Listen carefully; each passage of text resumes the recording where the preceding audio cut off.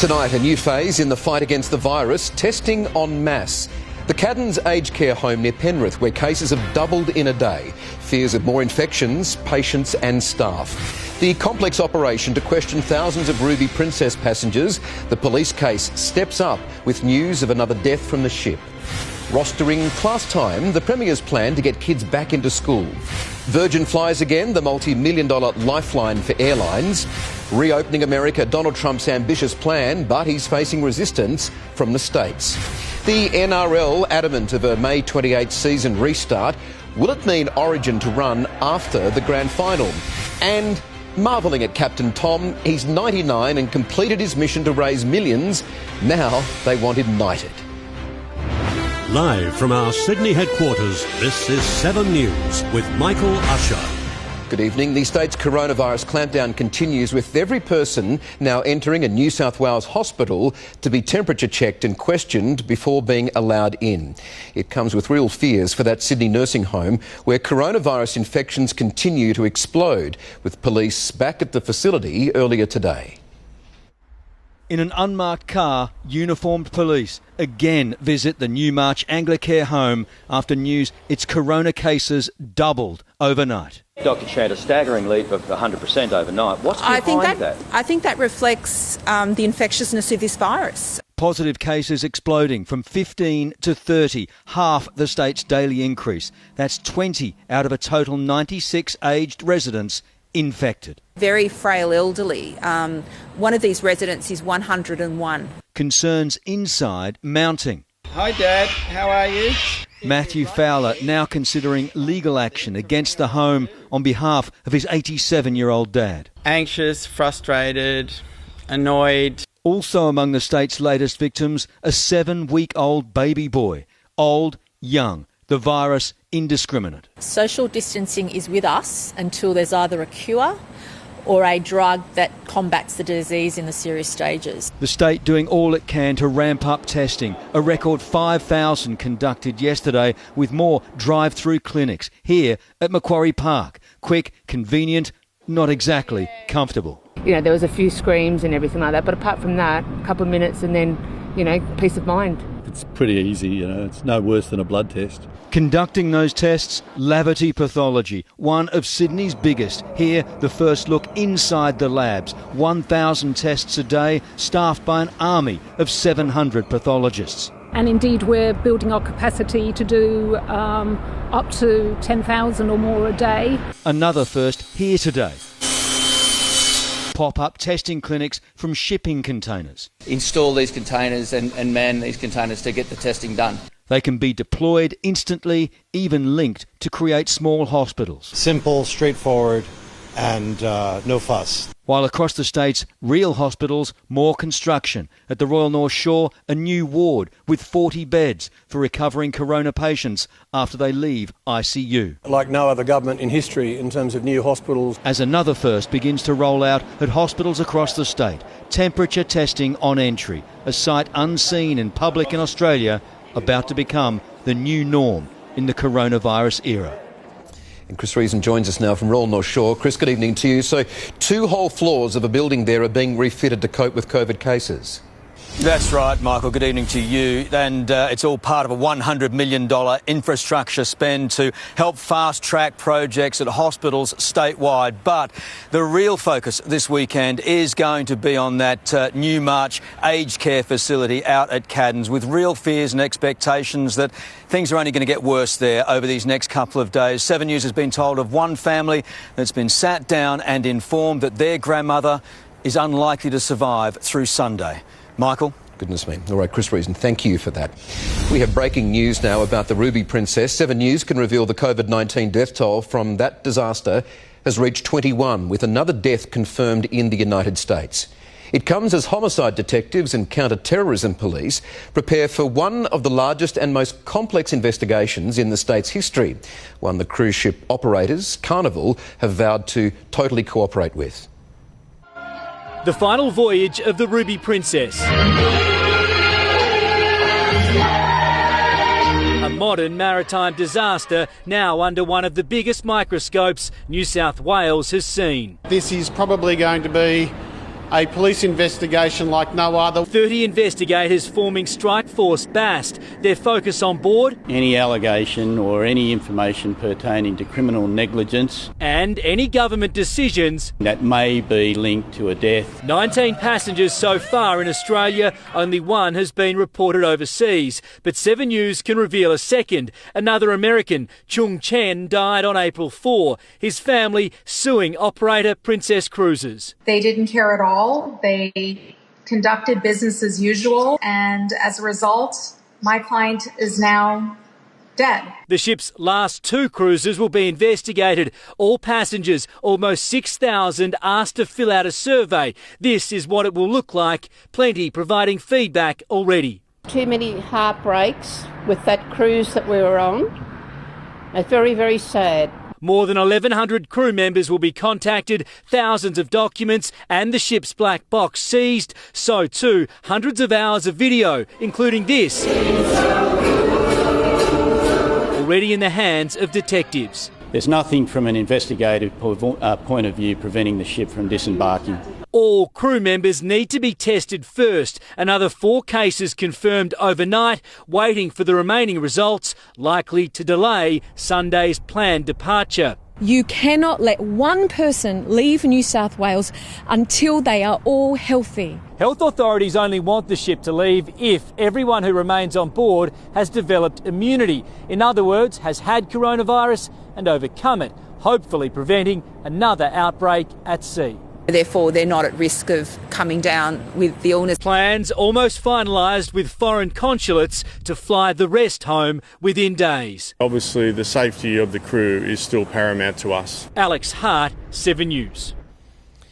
Our schools are in for another dramatic change. A roster system is to be brought in to slowly allow more face-to-face teaching. And health officials have also revealed new evidence about COVID in children, which is now the subject of a special medical study.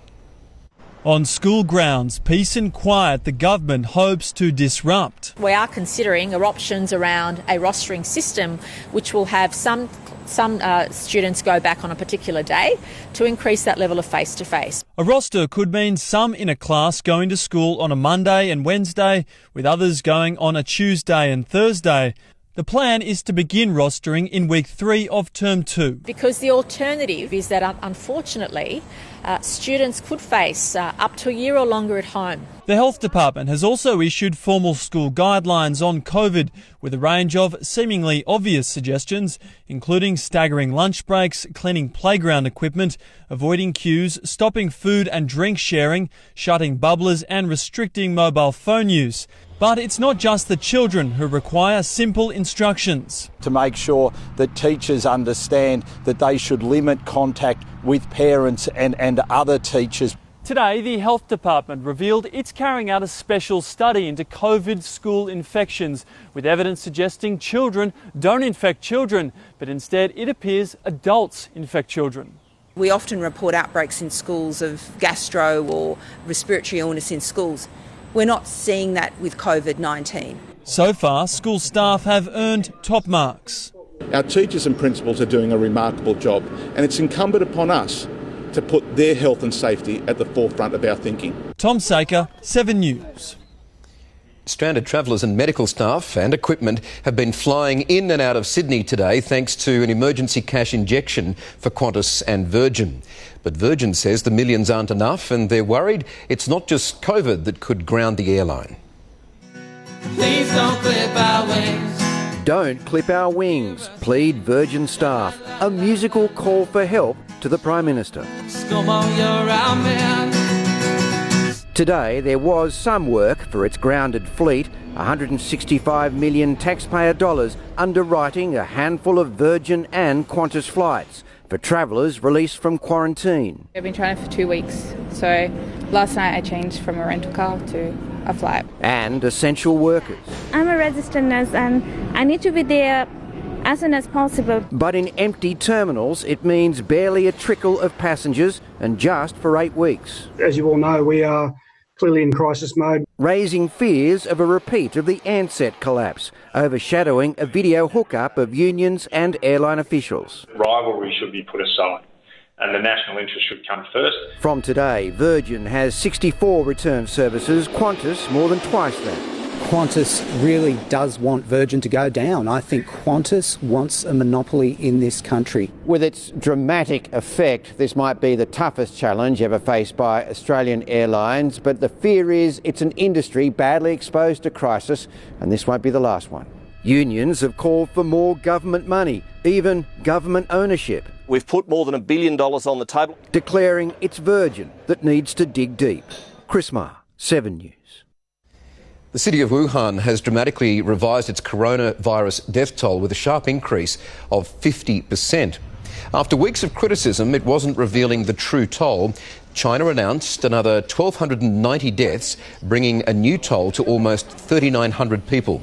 Officials claimed there were mistakes as they were overwhelmed at the beginning of the crisis and that people who died at home weren't counted. There's new economic data too showing China's economy has shrunk by 6.8%, going backwards for the first time in decades. The federal government's offering $50 million to telcos to waive internet bills for NBN customers doing it tough. The Prime Minister's also flagged retail stores, including cafes and restaurants, will be the first to reopen when social restrictions are eased. 4 weeks till National Cabinet weighs up relaxing COVID restrictions. Businesses are wondering who's first out the door. In the retail area, there will be opportunities there. For tens of thousands of virus-shut shops... No doubt retailers are doing it tough. ...and cafes, the prospect of reopening next month. Cafes and restaurants and so forth are an important part of our social fabric, and so we'd certainly be looking closely at that. We've got a very large workforce that want to get back to work. To work, maybe. Back to normal, not likely. Our leading medicos warn retailers will face measures to limit customer numbers in stores. I do believe, though, that department stores can put those measures in place. The Prime Minister warns May's first stage relaxing of limits will only happen if at least 40% of Australians use the government's planned phone app to trace virus carriers. If we can't do that, if we don't have that capacity, then we'll have to keep the restrictions in for longer. For now, Prime Minister Morrison waves off talk the phone app should be compulsory. We are concerned about some of the privacy issues.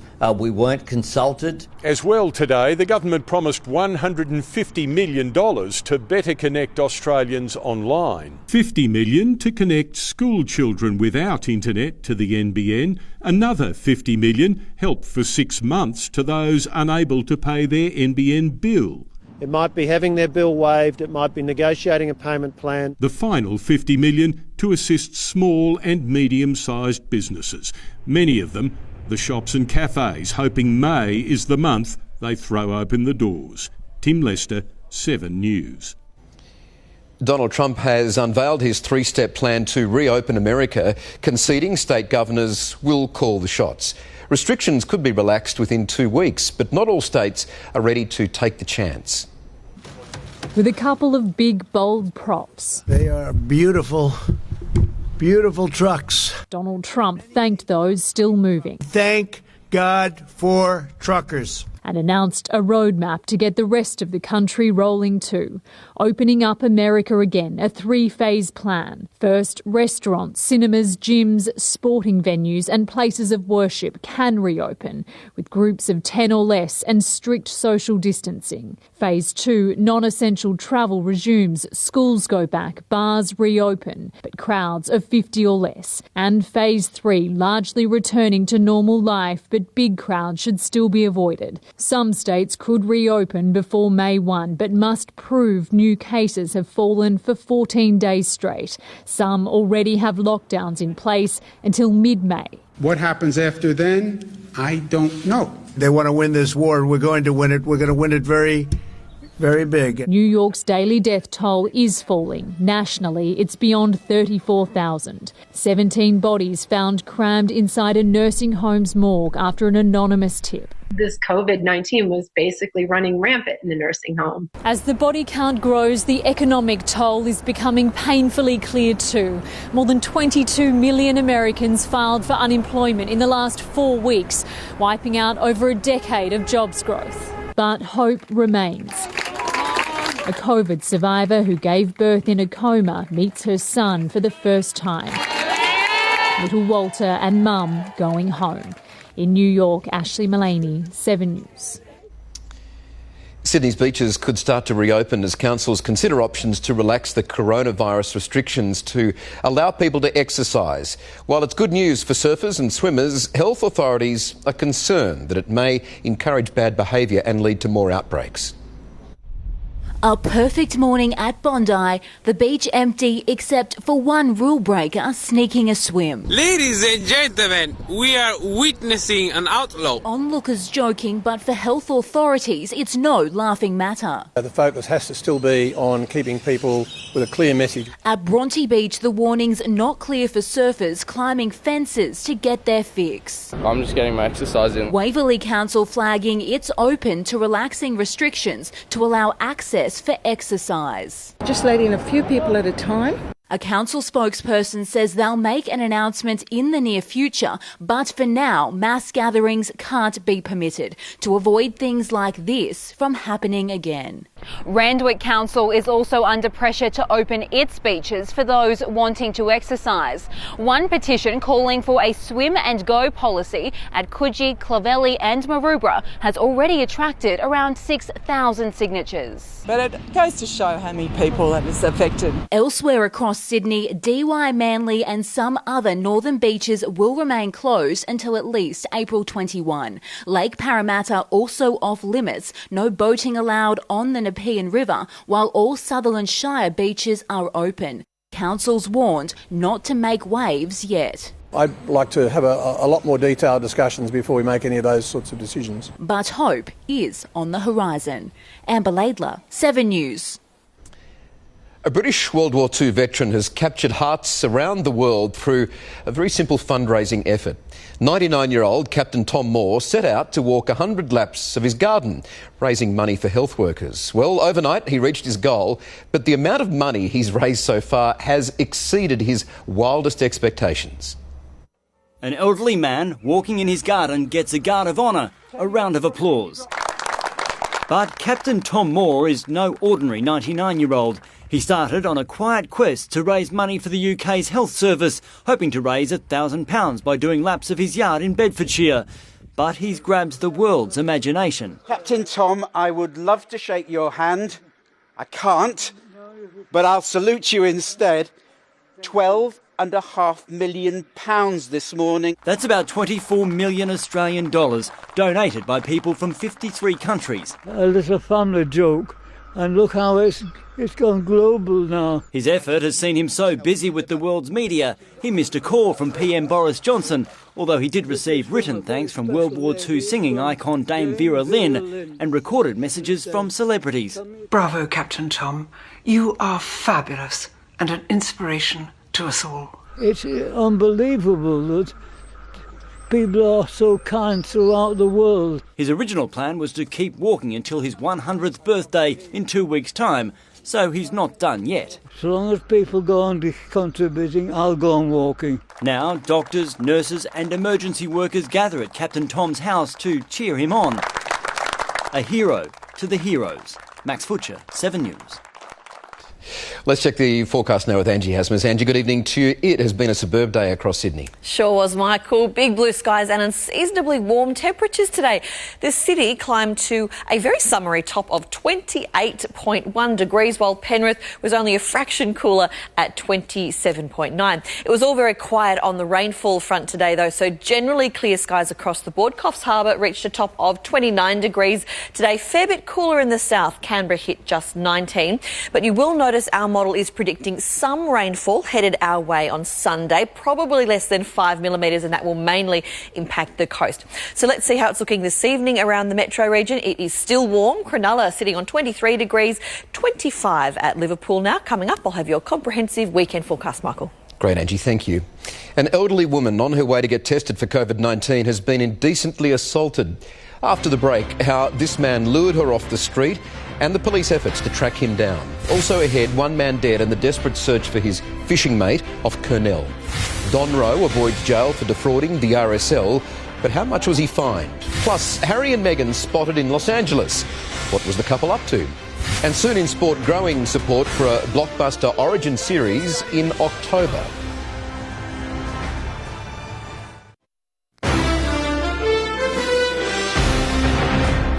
A fisherman has died and another is feared drowned after they were swept off rocks at Kurnell in Sydney South this afternoon. Emergency crews pulled one of the men from the water, but he could not be saved.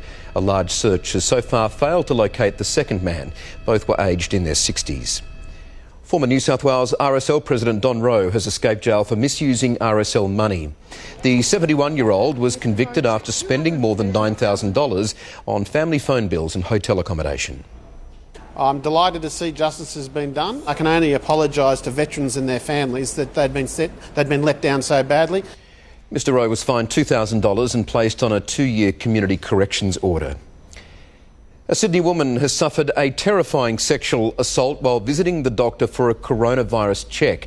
The attacker, who remains on the run, took advantage of the 69-year-old while she was trying to find the bathroom. 69 years old, alone and being tested for coronavirus. She was the definition of vulnerable, but this man preyed on her. She sought help from him, asked him where the toilets were. He's taken advantage of it to lead her to a secluded area out the back, and then he's done those acts. Exposing himself and grabbing her. It happened at Seven Hills just after midday yesterday.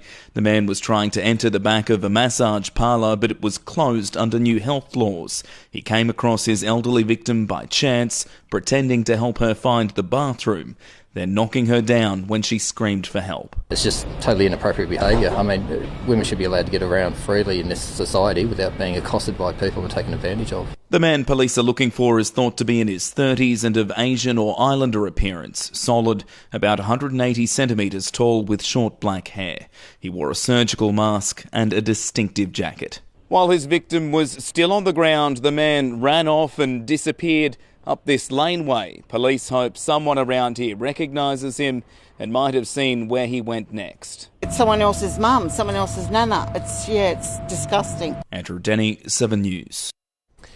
Harry and Meghan have emerged from an LA lockdown spotted in masks delivering food to families. They've kept a low profile since relocating from Canada to California. It's believed they were dropping off meals at a low-income housing unit for disabled and special needs residents. Veteran stage and screen actor Brian Dennehy has died aged 81. His big breakthrough came while starring alongside Sylvester Stallone in First Blood. But he was best known for his role in Arthur Miller's Death of a Salesman, for which he won a Tony Award, and a Golden Globe for the TV adaptation. Dennehy's daughter made the announcement, confirming it was not coronavirus-related. Well, with the death toll showing no signs of slowing, Britain has extended its lockdown for at least another 3 weeks. After the break, on the front line of the crisis with one of London's Aussie paramedics. Cocaine Cassie out of jail early, so will she be coming home from Colombia? The young Australians who've taken their isolation to the sea. And coming up a little later, fixed or variable, what you should do to get the best home loan deal.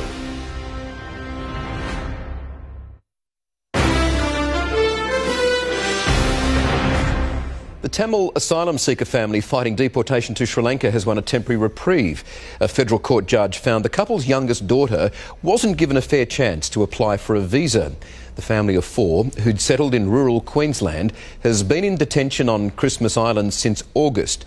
They'll remain there until a final decision is made on their future.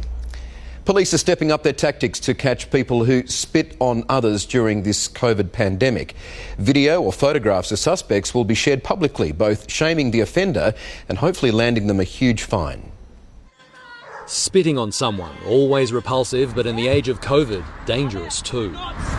We will put footage out of people that we haven't written up a $5,000 fine for, and or charged criminally. One inner Sydney victim, spat on yesterday, tells 7 News they do not want to take it further. I keep saying to people, if you're a victim of it, please reach out to police. Police have issued a number of fines for spitting, including 2 attacks on paramedics in the past week alone. Last night, a female paramedic called for urgent police backup at Surrey Hills, allegedly abused because her ambulance was blocking a driveway. F words and he was a little bit impatient, that's all, because I wanted to tell him to calm down. 49-year-old resident Jared Paulson is charged with intimidation. Mr. Paulson? Accused of revving his car and lunging it toward the 22-year-old. If there is a silver lining to a pandemic, it is this. When society goes into hibernation, so does crime. Statistics across all major categories seem to be well down. That includes domestic violence assaults, alcohol-related crime and street crime. But those deserted streets have spawned a new problem, high-range speeding, which is up by nearly half. Robert Ovadia, 7 News. The convicted drug smuggler dubbed Cocaine Cassie is tonight free, released from a Colombian jail with 4,000 inmates over coronavirus fears. Cassandra Sainsbury was halfway into a 6-year sentence for smuggling almost 6 kilos of cocaine in headphones. She claimed a man named Angelo threatened to kill her family if she didn't run the drugs. Her uncle says it is all lies. I think what she did was wrong and she should take ownership of it instead of blaming everybody else and dragging everybody else's name through the mud. Sainsbury must remain in Colombia for at least 2 years as part of her parole conditions. 3 men have faced court over that unrest at the Villawood Detention Centre. They were arrested on the roof yesterday after a 6-day protest over coronavirus safety concerns. The 3 were taken into the custody of federal police, accused of damaging Commonwealth property. They've also been charged with a fray, combined charges that could result in 10 years jail time. Britain's lockdown has been extended for at least another 3 weeks and likely longer. Tonight, an insight into why it's working and also the mammoth task ahead for UK authorities from one of the 500 Australians working as paramedics in the British capital. In 5 years with London's ambulance service, Ben O'Regan has seen a lot. He was one of the first on the scene at last year's London Bridge terror attack. But treating British coronavirus patients has been like a rolling critical incident that's lasted weeks. We're going to patients that are suspected COVID-19 positive or are COVID-19 positive and then going into cardiac arrest out of hospital. We've been seeing quite a lot of those and they're quite difficult to deal with. Britain's official death toll stands at nearly 14,000, but it only counts those who die in hospital. Thousands more have died at home.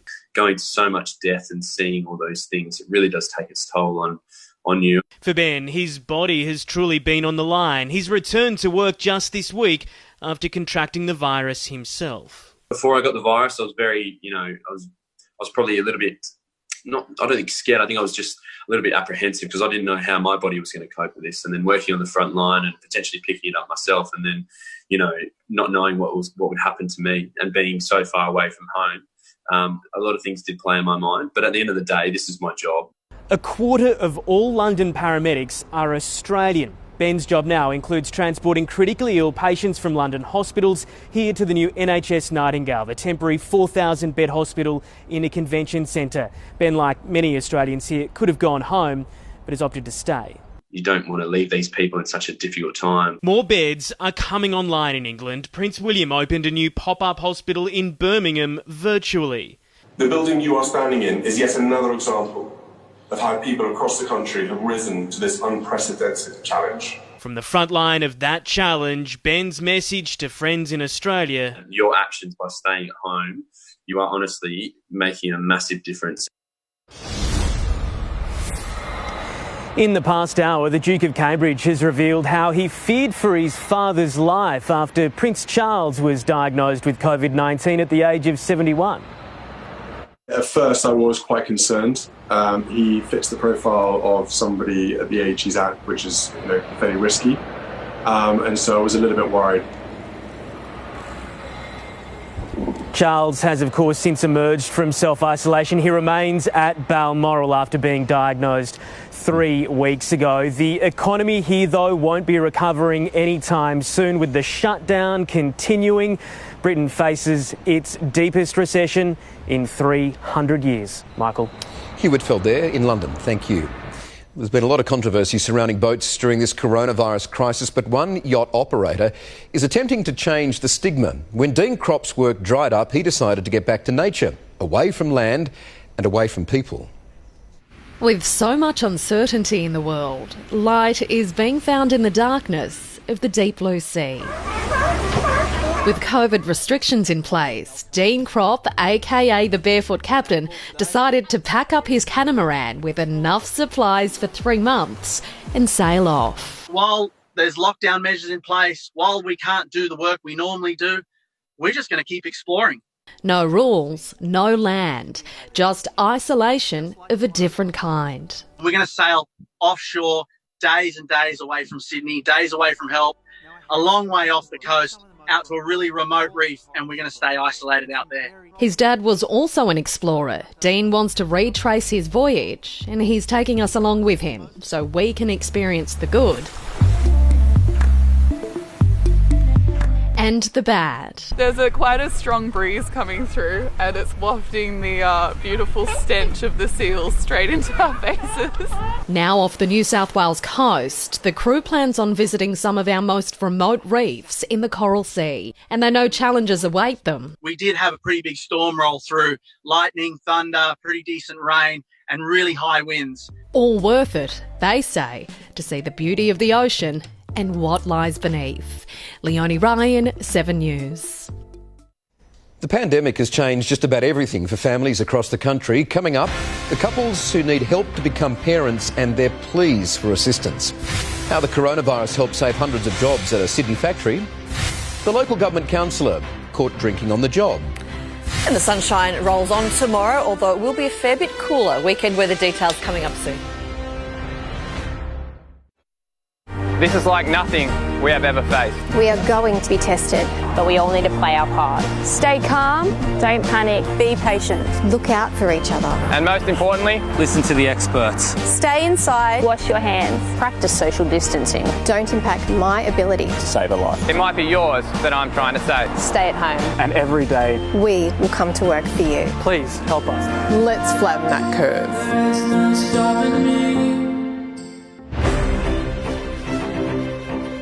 Checking finance, the ASX closed up 71 points, marking the fourth consecutive week of gains. Mining stocks led the charge, and Scentre Group, which owns Westfield shopping centres, saw a bump after it announced executives will be taking a 20% pay cut. $1 Australian is buying around 63.5 US cents. The price of unleaded fuel is still falling across Sydney, averaging around 99 cents a litre. There are savings across the city, though. We've seen it for close to 80 cents at Sydenham.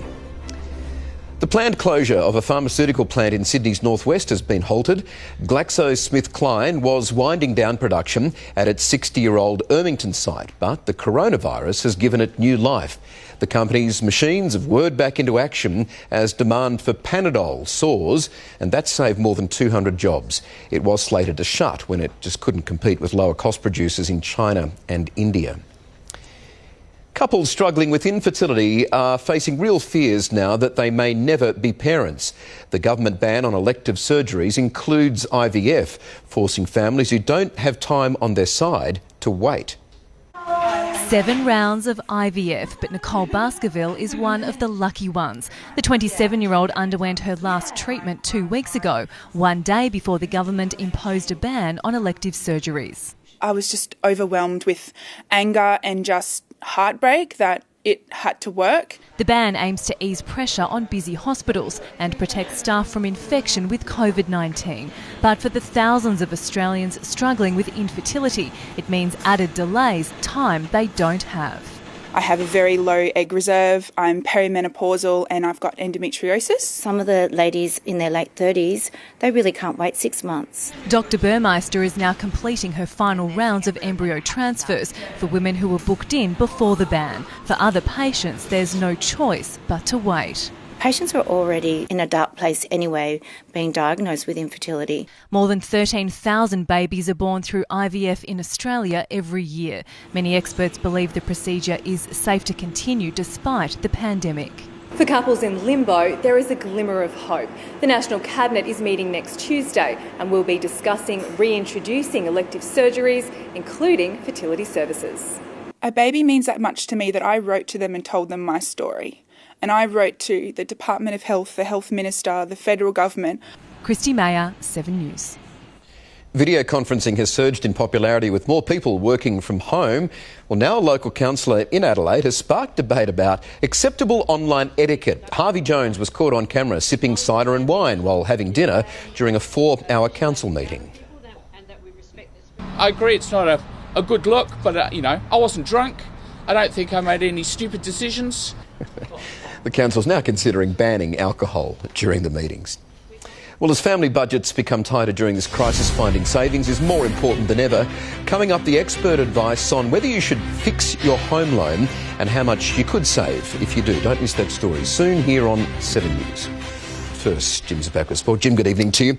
There's a huge push for Origin to be pushed back to October. Yeah, it's got some support, Michael. Good evening to you. Evening, everyone. Coming up, why league bosses, players and even our political leaders are loving the idea of an Origin series beyond the NRL Grand Final. Ahead, the very latest, as the Blues and Maroons give Origin in October the big thumbs up and the NRL is listening. Plus, the scandal that's rocked the AFL as they continue plans for a June restart. That's next.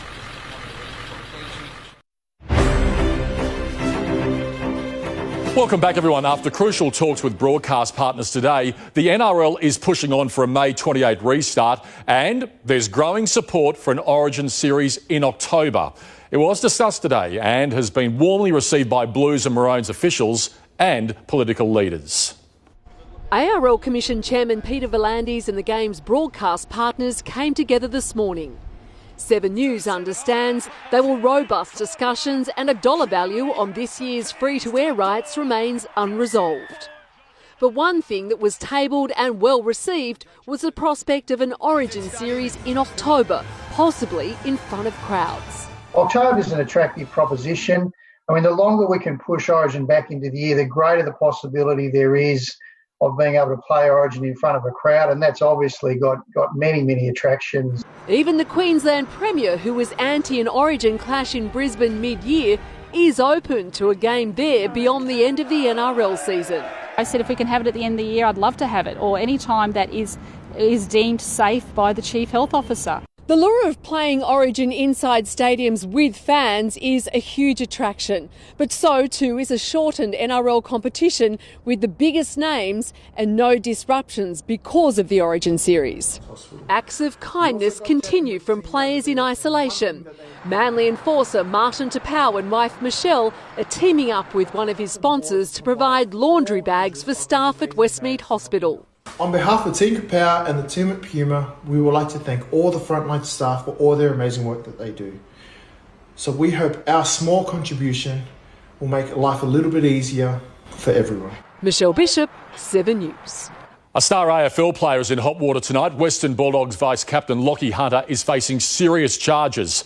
Hunter was allegedly behind the wheel of his SUV vehicle last night, crashing into 4 parked cars in Melbourne. Police caught up with the Dog star, who blew a blood alcohol reading of 0.123. Drink driving is completely unacceptable in any aspect of the community. We know that, and as are breaching lockdown laws. There's more to this story, though. Teammates Bailey Smith and Billy Gowers are also under investigation for driving Hunter away from the scene. Justin Langer has revealed he was surprised Tim Payne was appointed Australia cricket captain. In an interview on the ABC last night, Langer said Payne has thoroughly proven himself over taking over during the ball tampering scandal. But when I heard he's the Australian captain, I go, Payne, the captain? OK. Wow, what a combination. They've gone on to be a great combination. The new player contract lists are due by April 30. In the meantime, T20 World Cup star Ash Gardner's revealed a new talent painting Indigenous artwork. It's pretty cool that people even like my work, to be honest. When I first started doing it, I didn't think that anything was going to come out of it. Ash has been bombarded with requests from friends and teammates. Dual Everest champion Red Zell has been retired. The 8-year-old was orphaned as a foal but went on to win almost $16.5 million in prize money, second only to the Great Winks among our greatest stake earners. Tomorrow, Pirata is aiming for back-to-back all-age stakes at Randwick before he goes to stud. It will signal the end of a long-standing relationship with Warwick Farm trainer Greg Hittman, who admits it will be an emotional farewell. He's got another job to do after racing, and hopefully he turns into a great stallion. The Schweppes All-Age Stakes Day will be live and free tomorrow on 7 from 11:30, while Red Zell joins other equine stars in retirement this week, including Happy Clapper. The Australian Olympic team is sticking by the promise to continue selecting athletes for the delayed Tokyo Olympics. Today, our 15 shooters were named, including a world champion who can continue targeting gold without leaving home. At Mulwala on the New South Wales bank of the mighty Murray, James Willett's at home on the family farm and his own Olympic trap shooting range. That was obviously a great contribution from my parents, and took a lot of work and a lot of sacrifices to build the range. Now, the big call to sell their larger farm to downsize and pay for the range 6 years ago is a stroke of genius. Originally a double trap replica for Rio, Willett's event was removed, forced to switch to Olympic trap and a rebuild with a bigger range. It's paid off, worth its weight in gold at the moment. He'll know for sure next year. The 24-year-old broke a world record and won a world championship last year. Tokyo 2020 couldn't come soon enough. But the AOC's promise to continue handing out boarding passes sets a new target. The way I look at it is we just got a bit of extra time now. Skeet shooter Paul Adams has his hands full on the COVID-19 frontline as a registered nurse. He's also a former world number 2, now with lofty goals for 2021. Of course, yeah, look, I'm going to be there at number 1. I've achieved second and 2 bronzes in the world scene, so I'm just missing that big shiny gold medal. Matt Carmichael, 7 News. Yes, good luck to our shooters. 71 athletes so far selected for the Tokyo Olympics next July. Now, Michael, have a look at this. I love it. It's the backboard challenge that Roger Federer started. It's gone to Bill Gates, Chris Hemsworth, you name it, Lewis Hamilton. Now, the legendary Serena Williams. Now, Michael, I reckon if we had a crack at this, I'd need a big wall. How many would you get up to, do you reckon? I would need a much bigger wall than that, Jim. I'll give you the big tip. See what she's I'd do a couple, but nothing like these. No, if I got the double figures, I'd put the cue in the rack and say, you know what, that will do me. I'll give it a crack tonight, get it on camera. Very good. Put it on the news. Good on you, mate. See you tomorrow. Thank you. Okay. Big banks are eagerly locking in customers to the lowest fixed-rate mortgages Australia's ever seen. While the economy heads into recession, the official cash rate is at a record low, providing a once-in-a-lifetime opportunity for homeowners. In uncertain times, Australia's big 4 banks are certain of one thing, urging customers to lock in historic low fixed mortgage interest rates. The benefit, of course, is you get a guaranteed low rate. The downside, if you want to pay your loan off a lot quicker, you don't have the same sort of flexibility. Australian home loan rates hit 17% in 1989. In June 2008, the average fixed rate was 9.42%, the variable rate was 9.62%. It's been falling ever since. 5 years ago, fixed was 4.8, variable 5.67. Today, the best fixed rate is just 2.09%. Fixed rates could still fall further even if the cash rate doesn't. So if you do decide to fix, do your research first and make sure you're comfortable with the rate that you pick. If you switch now from a variable rate of 3.5% to the lowest fixed rate on a $500,000 loan, you can save $362 a month, more than $4,000 a year. A bank in Denmark is offering the world's first negative interest rate of 0.5%, effectively paying people to take out a home loan, using their money to make a profit on historically low cash rates, although it's unlikely we'll see negative interest rates here in Australia. Here's what the Big 4 are offering. Westpac and ANZ have a 2-year fixed rate of 2.19%, the Commonwealth and NAB offering 2.29%. Experts believe the current all-time low cash rate of 0.25% will remain in place for several years. Brian Seymour, 7 News. Coming up, Angie Asimus has the forecast. Angie, temperatures are going to drop a little over the weekend. Yeah, Michael, Sydney reached 28 degrees today, but it's only going to get cooler over the next couple of days. Details next. Tonight's 7 News headlines. The CASSIE'S aged care facility has seen a doubling of cases in the past 24 hours. The Ruby Princess death toll has risen to 21 as police undertake a large and complex operation questioning thousands of passengers. And there are calls tonight. Captain Tom Moore, whose fundraising efforts have in the past few minutes surpassed $35 million. Angie, we might see some showers over the weekend. Yeah, Sunday's our best chance, Michael. Until then, plenty more sunshine to come. Today's top in the city was 28.1 degrees. That's about 5 above average. And this morning's low, notably mild as well, 17.8. Most suburbs, in fact, hit the high 20s today. 28 at the airport and Penrith. Katoomba, the exception, reaching just 17. The latest satellite data shows a trough and front that crossed the state overnight and this morning. Behind it, we have that southerly change. So tomorrow, very little variation to that pattern. The next shift will happen on Sunday when some light showers develop just along the coast. Let's take a look at the weekend. Now, Brisbane, a possible shower developing tomorrow. Very light though, top of 30 degrees.